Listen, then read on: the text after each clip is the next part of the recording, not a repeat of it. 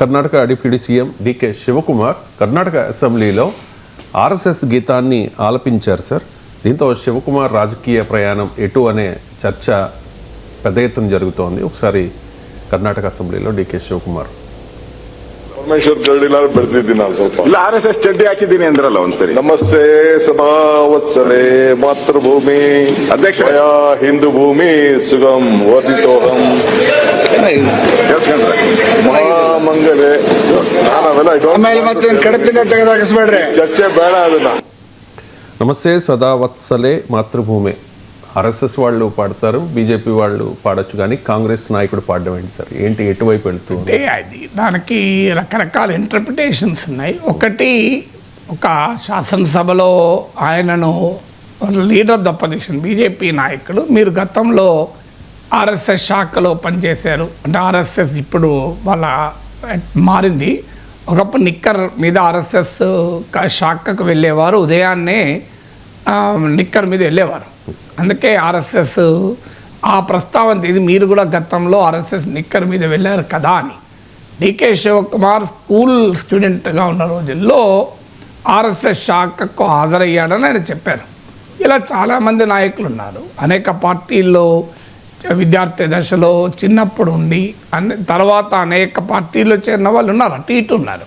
మీరు దేశంలో బీజేపీలో వామపక్ష నేపథ్యం ఉండి బీజేపీలో ఉన్న వాళ్ళు ఉన్నారు, ఆర్ఎస్ఎస్ నేపథ్యం ఉండి కాంగ్రెస్లో ఉన్న వాళ్ళు కూడా ఉన్నారు, లేరని అంటలే. ఇప్పుడు రేవంత్ రెడ్డికి కూడా నేను ఓపెన్గానే చెప్పాను కదా, నేను స్కూల్ మోడీ దగ్గర, కాలేజ్ చంద్రబాబు దగ్గర, ఉద్యోగం రాహుల్ గాంధీ దగ్గర అని. సో కొంత హ్యూమరస్ కాంటెక్స్ట్లో, ఒక పొలిటికల్ కాంటెక్స్ట్లో బీజేపీ నాయకులు లీడర్ ఆఫ్ ద అపోజిషన్, మీరు కూడా ఆర్ఎస్ఎస్లో గతంలో పనిచేశారు కదా అని శివకుమార్ను అంటే, అప్పుడు ఆయన నమస్తే సదావస్థలే మాతృభూమి అని ఆర్ఎస్ఎస్ గీతాన్ని ఆలపించాడు. అందువల్ల it is a simple political optics అనుకుందామా, లేదా పొలిటికల్ ఇన్సిడెంట్ అనుకుందామా, అదొక పాసిబిలిటీ. రెండవ పాసిబిలిటీ ఏంటంటే, ఆయన జూలై 31, 2024లో ప్రధానమంత్రి నరేంద్ర మోడీని కలిశాడు. ఆ తర్వాత అనేక మంది కేంద్ర మంత్రుల్ని కలిశాడు. సహజంగానే కర్ణాటక ఉప ముఖ్యమంత్రిగా కలిశాడు అనే యాంగిల్ ఒకటైతే, ఆయన బీజేపీలో చేరుతాడేమో, ఎందుకంటే బీజేపీ వైపుగా చూస్తున్నాడేమో అనేటువంటి చర్చలు చాలా కాలంగా మొదలయ్యాయి. ఆయన మీకు ప్రధానమంత్రి కలిసిన తర్వాత మీకు ఆయన ఈవెన్ అపోజిషన్ ఉత్తరప్రదేశ్ ప్రభుత్వం కుంభమేళా నిర్వహణ పైన ప్రశ్నలు లేవనెత్తున్న సమయంలో కూడా కుంభమేళకు హాజరై అది చాలా గొప్పగా ఆర్గనైజ్ చేశారని ఆయన ప్రశంసించారు కూడా. తర్వాత మీకు శివరాత్రి సందర్భంగా ఈషా ఫౌండేషన్, సద్గురు జగ్గి వాసుదేవ్ ఈషా ఫౌండేషన్ నిర్వహించిన శివరాత్రి ఉత్సవాల్లో అమిత్ షాతో పాటు స్టేజ్ పంచుకున్నాడు కూడా. అక్కడ అమిత్ షా ఆ ఉత్సవాలకు కూడా రాజకీయంగా కాంగ్రెస్ను విమర్శించడానికి ఉపయోగించుకున్న వేదిక పైన డికే శివకుమార్ ఉన్నాడు. సో ఇలాంటివి అన్నీ చూసినప్పుడు డికే శివకుమార్ కాంగ్రెస్లో అసంతృప్తితో ఉన్నాడు.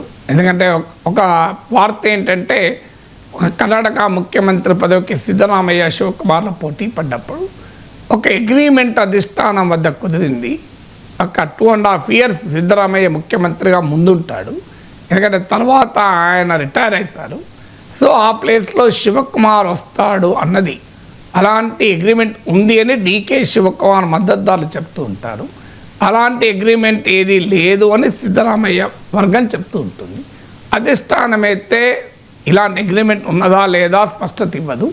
ఇటీవల రణదీప్ సుర్జేవాలా కర్ణాటక కాంగ్రెస్ వ్యవహారాల ఇన్ఛార్జ్ వచ్చి కూడా ముఖ్యమంత్రిని మార్చే ప్రతిపాదన ఏమీ ఇప్పుడు పార్టీలో లేదు అని కూడా ప్రకటించారు. సో అందువల్ల ఈ తనకు ముఖ్యమంత్రి పదవి ఇవ్వడము లేదు అన్న అసంతృప్తితో డికే శివకుమార్ ఉన్నాడు కనుక, ఆయన జ్యోతిరాదిత్య సింధియా బాటలో సచిన్ పైలట్ లాగా తిరుగుబాటు చేస్తాడా? సచిన్ పైలట్ ఏమో తిరుగుబాటు చేసి ఫెయిల్ అయ్యాడు. జ్యోతిరాదిత్య సింధియా ముఖ్యమంత్రి పదవి ఇవ్వనప్పుడు ఆయన తిరుగుబాటు చేశాడు, బీజేపీ అధికారంలోకి వచ్చింది, ఆయన కేంద్ర మంత్రి అయ్యాడు. సో డికే శివకుమార్ కూడా ఆ రకమైన పాత్ర పోషిస్తాడా అనే అనుమానాలు వస్తున్న నేపథ్యంలో నమస్తే సదావస్థలే మాతృభూమి అని ఆలపించడం ఒక వివాదమైంది. అయితే చాలా స్పష్టంగా అనేకసార్లు శివకుమార్ చెప్తూనే ఉన్నాడు, I'm a born Congress man, I will die Congress man, నరనరాల కాంగ్రెస్ పాదాన్ని నింపుకున్న వ్యక్తి నేను అని. అయితే ఆర్ఎస్ఎస్ స్టైల్ ఆఫ్ ఫంక్షనింగ్ గురించి చాలా గొప్పగా శివకుమార్ మాట్లాడిన సందర్భాలు ఉన్నాయి. ఆయన ఎందుకు చాలా ఈవెన్ రాహుల్ గాంధీ కూడా కాంగ్రెస్ శ్రేణులకు ఆర్ఎస్ఎస్ నుంచి కార్యకర్తలను ఎలా నిర్మించుకోవాలి, సంస్థను ఎలా చేపట్టాలనే దాంట్లో నేర్చుకోండి అని రాహుల్ గాంధీ చెప్పినట్టు కూడా వార్తలు వచ్చాయి. కాంగ్రెస్ పార్టీకి కూడా ఆర్ఎస్ఎస్ తరహా నేపథ్యం ఉండాలి అని. అందువల్ల ఆర్ఎస్ఎస్ ఆర్గనైజేషనల్ స్టైల్ చాలామంది అప్రిషియేట్ చేస్తారు. అందులో తప్పేమీ లేదు, ఆశ్చర్యం ఏమీ కూడా లేదు. ఎందుకంటే 100 ఏళ్ళ ఆర్ఎస్ఎస్ చరిత్ర చూస్తే ఎక్కడ మొదలైంది, ఇవాళ ఎక్కడున్నది? ఇవాళ దేశ రాజకీయాలను శాసించే స్థాయికి, దేశ ప్రధానమంత్రిని అందించే స్థాయికి ఆర్ఎస్ఎస్ ఎదిగింది కదా. సో అందువల్ల ఆర్ఎస్ఎస్ శాఖల నిర్వహణ, బీజేపీ పన్నా ప్రముఖని బూత్ స్థాయి నుంచి పార్టీని నిర్మించడం అనేది ఇతర రాజకీయ పార్టీలు కూడా నేర్చుకుంటున్నాయి. ఇప్పుడు చాలా పార్టీలు కూడా బూత్ స్థాయి కార్యకర్తల్ని, బూత్ కమిటీని ఏర్పాటు చేసుకుంటుంది. ఎందుకంటే ఎన్నికల్లాగానే ఫైట్ చేయాలి. అందుకే మీకు ఆర్ఎస్ఎస్ లాగా మనం కూడా క్యాడర్ బేస్ కావాలని డీకే శివకుమార్ గతంలో కాంగ్రెస్ శ్రేణులకు ఒక కార్యక్రమం కూడా ఇచ్చాడు. కాంగ్రెస్ కుటుంబము అని ప్రతి బూత్లో కాంగ్రెస్ కుటుంబాలు అనే ఒక 50 కుటుంబాలు తయారు చేయాలి అని కూడా పిలిపించాడు. అందువల్ల ఆర్ఎస్ఎస్ స్టైల్ ఆఫ్ ఆర్గనైజేషన్ను ఎమ్యులేట్ చేయడం నేరమేం కాదు కదా. ఇక్కడ మంచి ఉంటే దాన్ని అక్కడ తీసుకోవాలి. ఈవెన్ ఆర్ఎస్ఎస్లో కూడా మంచి ఉంటే కాంగ్రెస్ వాళ్ళు కాదు ఎవరైనా తీసుకోవచ్చు, తప్పేముంది. సో అందువల్ల డీకే శివకుమార్ ఆ దృష్టితోనే అన్నాడు అనేది ఆయన మద్దతుదారుల వాదన. ఆయన అదే సమయంలో ఆర్ఎస్ఎస్ తీవ్రంగా కూడా విమర్శించారు. కాంగ్రెస్ పార్టీ స్వాతంత్రోద్యమానికి నాయకత్వం వహిస్తే ఆర్ఎస్ఎస్కు స్వాతంత్రోద్యమంలో స్థానమే లేదు అని కూడా విమర్శించాడు. సో అందువల్ల ఆ డీకే శివకుమార్ కాంగ్రెస్లో అసంతృప్తిగా ఉండడం, బీజేపీ ఆహ్వానించేటువంటి కొన్ని చర్యలు శివకుమార్ చేయడం వివాదాస్పదం అవుతుంది. మూడవ ఆర్గ్యుమెంట్ ఏంటంటే కావాలనే డీకే శివకుమార్ బీజేపీ హిందుత్వ పాలిటిక్స్ ఒక సాఫ్ట్ హిందుత్వంతో ఎదుర్కోవాలని చూస్తున్నారు అని. ఇది చాలా ప్రతిపక్ష పార్టీలు చేస్తున్నాయి. హిందుత్వాన్ని ఎలా ఎదుర్కోవాలి అన్నప్పుడు ప్రతిపక్ష పార్టీలు ఈ కన్ఫ్యూజన్, గందరగోళం చాలా ఎక్కువగా ఉంది. ఎందుకంటే హిందూయిజం వేరు అని ప్రచారాన్ని చేసి బీజేపీ హిందుత్వ పాలిటిక్స్ని ఎదుర్కోవాలనేది ఒక థీరీ. రాహుల్ గాంధీ లాంటి వాళ్ళు చెప్తుంటారు. కానీ దాన్ని ఎఫెక్టివ్గా జనంలోకి what is Hinduism, what is Hindutva అనే జనంలోకి తీసుకెళ్లడంలో ప్రతిపక్షాలు ఫెయిల్ అవుతున్నాయి. లేదా అసలు హిందుత్వ పాలిటిక్స్ను, మతవాదాన్ని సైద్ధాంతికంగా వ్యతిరేకించే లెఫ్ట్ ఆలోచనలు ఒకవైపు, అది సెక్యులర్ పార్టీస్గా చెప్పబడి ఈ పార్టీలకు మింగుడు పడవు. అందువల్ల చాలా సందర్భాల్లో వీళ్ళు సాఫ్ట్ హిందుత్వ ల్యాండ్. ఇప్పుడు అరవింద్ కేజ్రీవాల్ జై శ్రీరామ్కు పోటీగా జై హనుమాన్ పట్టుకొచ్చాడు, హనుమాన్ చాలీసా చదివాడు. అఖిలేష్ యాదవ్ విష్ణుమూర్తికి అతి గొప్ప ఆలయాన్ని నిర్మిస్తానన్నాడు. పరశురామ జయంతిని మేము సెలవుగా ప్రకటిస్తామంటూ పరశురామ జయంతిని యోగి ఆదిత్యనాథ్ ప్రభుత్వం సెలవు తీసేసింది అని అలా విష్ణుమూర్తి, పరశురాముల్ని బీజేపీ రామునికి వ్యతిరేకంగా అఖిలేష్ యాదవ్ లాంటి వాళ్ళు దించారు. సో ఇలా డీకే శివకుమార్ కూడా ఆయన చాలాసార్లు చెప్పాడు, I'm a born Hindu, I will die as an Hindu అని. సో ఆయనకు రిలీజియస్ రిచువల్స్ ఇంట్లో రోజు హోమం చేస్తానని చాలాసార్లు చెప్పాడు. సో మీకు లింగాభిషేకాలకు హాజరయ్యాడు కపిలేశ్వర్ టెంపుల్లో.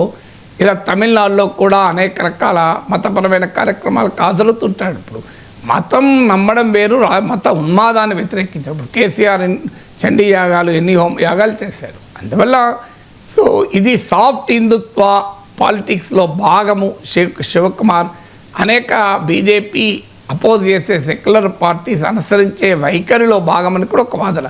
ఎందుకంటే సిద్ధరామయ్య తన అహిందా కోalition అని, అంటే అల్పసంఖ్యాక వెనుకబడిన వర్గాల దళిత బహుజనులతో కూడిన ఒక సోషల్ కోalition తనకు అనుకూలంగా నిర్మించుకోగలిగాడు.